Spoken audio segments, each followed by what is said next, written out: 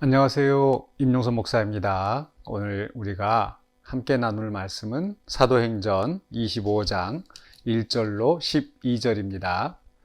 제가 말씀을 봉독하겠습니다. 베스도가 부임한 지 3일 후에 가이사랴에서 예루살렘으로 올라가니 대제사장들과 유대인 중 높은 사람들이 바울을 고소할세 베스도의 호의로 바울을 예루살렘으로 옮기기를 청하니 이는 길에 매복하였다가 그를 죽이고자 함이더라.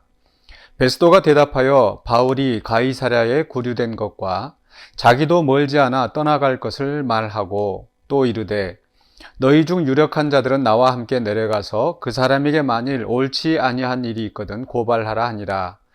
베스도가 그들 가운데서 8일 혹은 10일을 지낸 후 가이사랴로 내려가서 이튿날 재판 자리에 앉고 바울을 데려오라 명하니 그가 나오매 예루살렘에서 내려온 유대인들이 둘러서서 여러 가지 중대한 사건으로 고발하되 능히 증거를 대지 못한지라.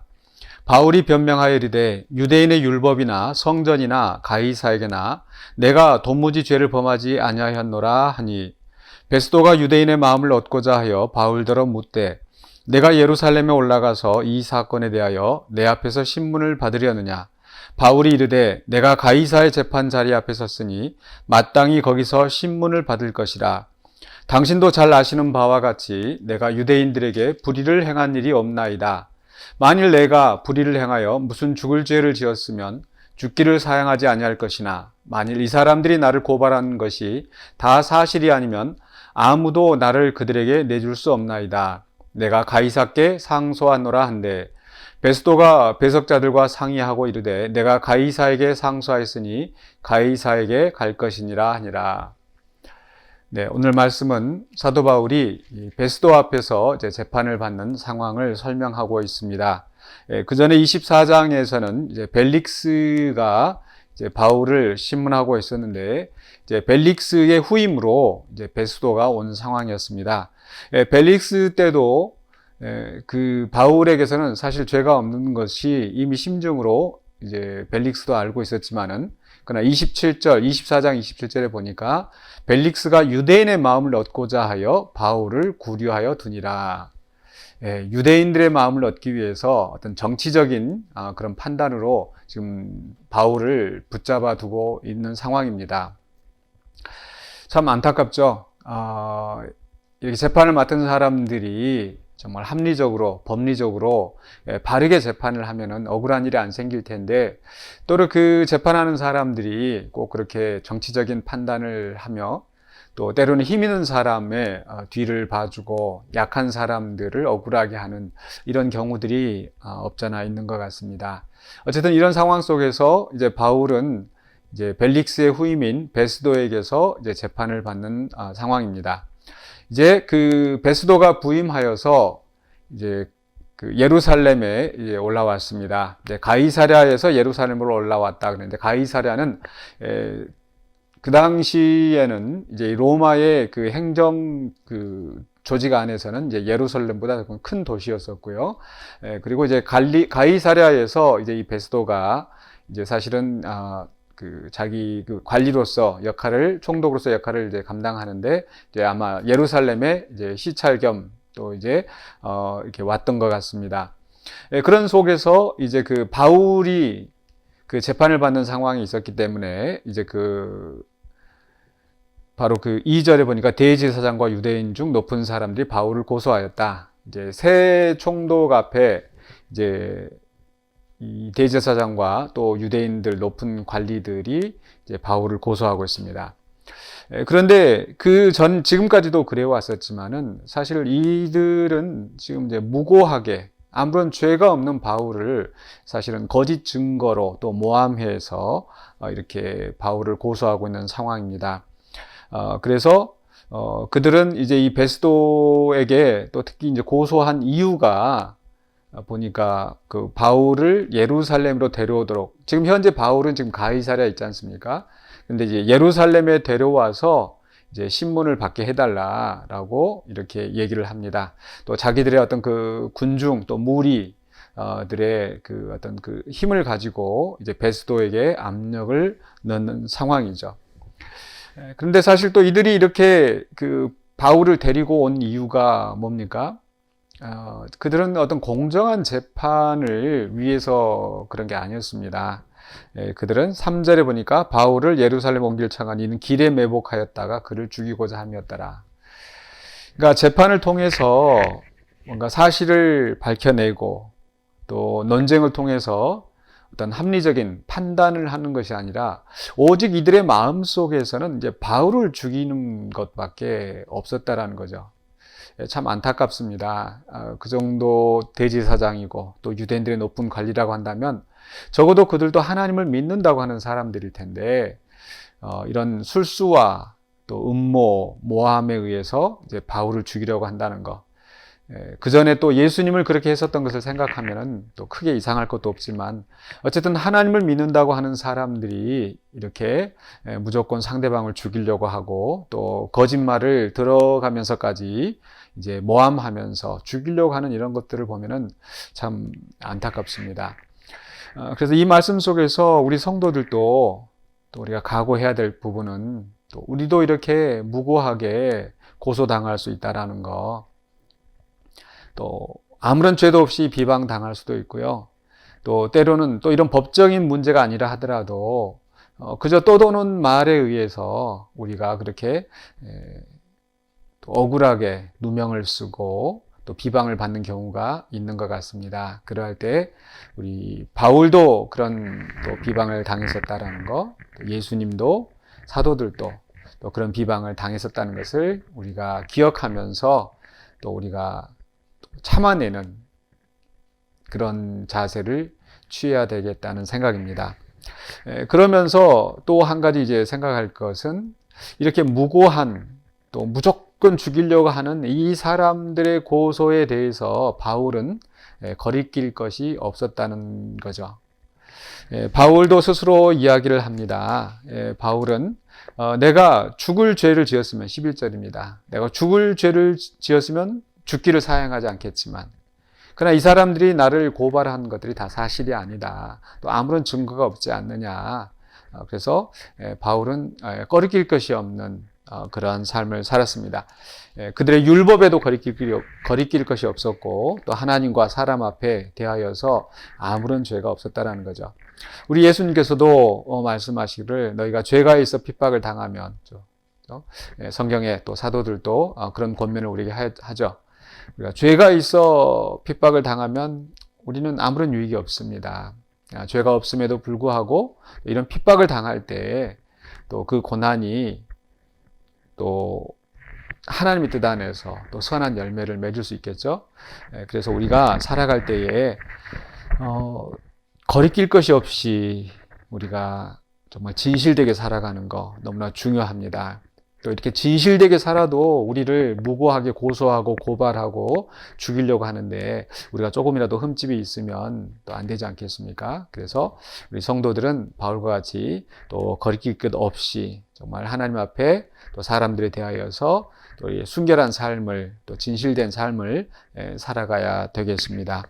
자, 그런 속에서 이제 이 베스도는 이제 이 유대인들의 계속 이 눈치를 보고 있는 상황입니다. 그래서 유대인들이 이 바울을 데려와라, 예루살렘 오게 해달라. 그런데 이제 베스도 입장에서는 나름대로 중재안을 내놓는다는 것이 이제 당신들이 나와 함께 가이사랴에 가서 이제 재판에 참여해라. 그렇게 해서 그들이 와서 이제 가이사랴 앞에서 가이사랴에 와서 이제 베스도 앞에서 이제 재판하는 상황입니다. 그런데 여전히 그들은 무고하게 고소를 하고 또 베스도는 또 바울이 정말 죄가 없다는 것을 알았습니다. 그렇지만은 그들의 어떤 종교적인 문제에 이제 판단을 하지 않으려는 그런 생각으로 이제 좀 어떤 결단을 내리지 않고 있기도 했었고요.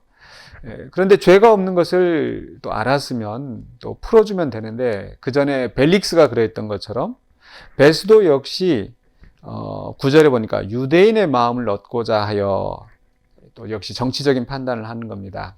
그래서 바울에게 묻습니다. 네가 예루살렘에 가서 이 사건에 대하여 내 앞에서 신문을 받으려 하느냐. 물론 베스도는 그 바울을 그냥 유대인들에게 넘겨주는 것이 아니라 가서 예루살렘에서 그럼 사실을 따져보고 신문을 하겠다. 내 앞에서 하겠다라고 이야기를 합니다. 근데 여기서 문제가 있죠. 이 베스도가 만약에 예루살렘에서 재판을 하기 위해서 바울을 데리고 간다면 그 매복해 있던 사람이 또 바울을 죽이려고 달라들지 않겠습니까? 근데 베스도는 이 사실을 알았는지 모르는지 모르겠지만 그는 어쨌든 그 유대인들의 마음을 얻고자 하여 역시 정치적인 판단으로 이제 바울을 예루살렘으로 데려가려고 하는 상황입니다. 그런 속에서 이제 바울이 베스도에게 이야기합니다. 나는 당신도 알다시피 어떤 죄가 없지 않느냐라고 하면서 내가 유대인들에게 가서 예루살렘에서 심판을 받을 일이 없다. 거기에서 이제 내가 죽을 일이 있으면 죽기를 사양하지 않겠다라고 말했던 걸로 봐서 이제 바울은 틀림없이 예루살렘으로 가면은 이제 그 많은 사람들이 또 자기를 죽이려 했던 것을 기억하고 있기 때문에 죽임을 당할 수도 있었다라는 것을 아마 예감하고 있었던 것 같습니다. 그렇기 때문에 바울은 여기서 내가 가이사의 재판 앞에 재판을 받을 것이다. 이제 상소하는 거죠. 가이사랴가 이제 오늘날로 치자면 고등법원 같다고 한다면 이제 가이사 재판에서 이제 내가 재판을 받을 것이다. 즉 예루살렘으로 돌아가지 않겠다는 거죠. 이것은 바울이 어떤 무서워서가 아니라 또 정말 하나님이 또 예수님이 원하시는 대로 예루살렘에서 로마에 가서 이제 복음을 증거하려는 그런 의지가 들어있는 게 아닌가 싶습니다. 또 여기서 우리가 한 가지 또 우리가 그 교훈을 삼을 수 있는 것은 바울이 가이사의 재판에 즉 세상 법정에 이제 상소를 하고 있다라는 겁니다. 고린도전서에서 이제 바울이 믿는 사람들에게 고린도 교회 교인들에게 이제 권면하기를 이제 교회 안에 또 형제 간의 일들로 이제 세상 법정에 가서 소송하지 말라 이런 말씀이 나옵니다. 때로 사람들이 이 말을 또 한쪽 면만 생각을 하고 우리가 교회 안에서 어떤 분쟁이 생겼을 때 또 세상의 법정에 가서 재판을 받는 것을 아주 나쁘게 생각하시는 분들이 있어요. 이건 좀 일방적인 생각입니다. 한쪽 면만 보고 하나만 알고 둘은 모르는 상황인 거죠. 그렇다면은 이 바울 같은 경우도 지금 가이사랴에서 이제 또 가이사에 가서 재판을 받겠다 상소하는 거 이게 말이 맞지 않은 거죠. 오히려 그 당시 어떤 종교적인 판단에 의해서 예루살렘에 가서 그들의 공회 앞에서 재판을 받는다. 이건 말이 안 되는 겁니다. 그렇다면 우리가 이것을 어떻게 이해할 것인가? 고린도전서 6장에서 세상에 가서 이제 송사하지 말라라는 이런 말씀은 이제 예를 들어서 아마 이렇게 생각을 해보면 어떨까 싶습니다. 교회 안에서 어떤 형제라고 하는 사람이 돈을 빌려갔는데 그래서 돈을 갚아주지 않았어요. 그럼 그것을 가지고 즉시 세상 법정에 가서 이 사람 나한테 빚진 거 안 갚으니까 갚게 해달라. 그렇게 하기 전에 먼저 교회에서 만약에 한 교회 안에 형제라고 한다면은 교회 안에서 또 장로들에게 또 당회 목사님들에게 이러한 사정을 이야기하고 교회의 그 중재에 의해서 어떤 바른 또 이렇게 문제가 해결될 수 있도록 하는 방법을 찾아야 되지 않겠는가. 그렇지만은 만약에 그렇게 해서도 이 사람의 말을 듣지 않는다면은 이제 합법적인 또 법리적인 판단을 통해서 이제 그 결론을 내야 될 필요도 있겠죠. 그러니까 여기서 우리가 어떤 교회 안에서 성도들 간의 문제, 형제와 형제들 간의 문제를 곧바로 이제 세상 법정에 가져가서 고소하고 또 내 이익을 취하려고 하기보다는 교회 안에서 이게 재판할 만한 또 지혜 있을 만한 사람이 없어서 바로 이게 법정으로 가져갔느냐 이런 그 얘기를 하는 거죠. 그러나 또 어떤 경우에서는요, 우리가 이제 교회 안에서 했던 재판이 어떤 잘못될 수가 있습니다. 오늘 그 유대인들의 공회가 그렇지 않습니까? 대제사장들이 이 법리적인 판단을 하지 않고 자기들의 감정으로 또 자기들의 뜻에 맞지 않는다고 해서 바울은 무조건 죽이려고 하고 있는 이런 상황에서 바울이 그저 어떤 종교 재판에 의지해서 가는 것은 아닌 거죠. 오히려 이러할 때 합리적으로 또 이 세상의 법정의 송사를 통해서 이렇게 그가 그 바른 재판을 받도록 하는 거, 그것은 지혜로운 판단입니다. 우리도 마찬가지입니다. 우리가 이제 교회의 또 지체들이고 또 하나님의 나라의 백성들이지만은 또한 우리는 동시에 이제 대한민국에 살면서 또 대한민국의 국민이고 또 이 대한민국의 어떤 법의 또 지배를 받게 돼 있죠. 그렇기 때문에 어떤 민사 사건이나 형사 사건 이런 부분에 있어서 또 어떤 그런 법적인 지배를 받는다라는 거, 또 어떤 그런 문제가 발생했을 때 물론 아까 말씀드린 것처럼 교인들 간에 벌어진 문제라고 한다면 먼저 교회 안에서 또 형제와 형제로서 또 그런 문제들을 이제 풀어가도록 노력하고, 또 그러나 이것들이 어떤 교회 안에서 문제가 해결되지 않을 때는 또 어쩔 수 없이 또 세상 법정에 가서 또 이런 것들을 또 제대로 된 판단을 받을 필요는 있겠죠. 물론 가급적이면 또 교회 안에서 해결될 수 있으면은 해결되게 하는 것이 바람직할 것입니다. 그러기 위해서는 또 고린도전서 6장에 있는 말씀대로 교회 안에 또 지혜로운 또 정의로운 바른 판단이 이루어져야 되겠죠. 오늘 우리가 말씀을 이제 정리하면서 생각할 것은 바로 이제 바울은 그 베스도의 재판을 받을 때에 무고한 고소를 받았었다.